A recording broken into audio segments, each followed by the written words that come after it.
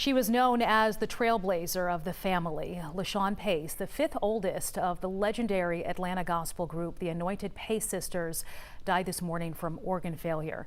She had been on kidney dialysis for 5 years.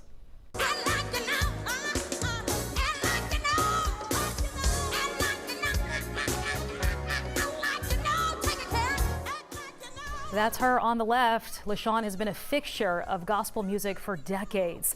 A snippet of her 1996 hit song with her sisters, Act Like You Know, recently went viral on TikTok all these years later. Her daughter, Arian Rhodes, tells me exclusively that her mother was so excited it even encouraged her to start working on another album and begin negotiations with a record label. She was just honored that my aunt got props as a songwriter and that everyone was paying respect to her sister. What do you want people to remember most about your mom? My mother was a genuine, authentic woman of God.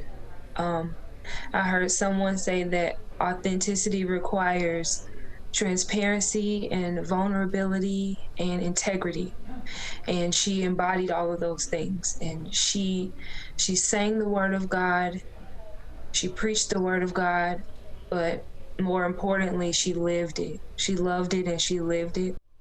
Arian says at the end of the day, throughout all of her accomplishments and multiple albums, her mom wanted people to remember her as an evangelist. Lashun notably performed in a Tyler Perry play, appeared in the movies Leap of Faith and The Fighting Temptations, and also sang on those soundtracks. It has been a tough 2 years for the Pace family. This is the third loss in that time. Mother Betty Ann died in July 2020, and the oldest of the Pace sisters, Duranis, died in January of last year. Only 7 of the 9 sisters are living now. Arian is Lashun's only living child, and she's a singer herself. She wants to continue her legacy by recording some of her mother's music from the past.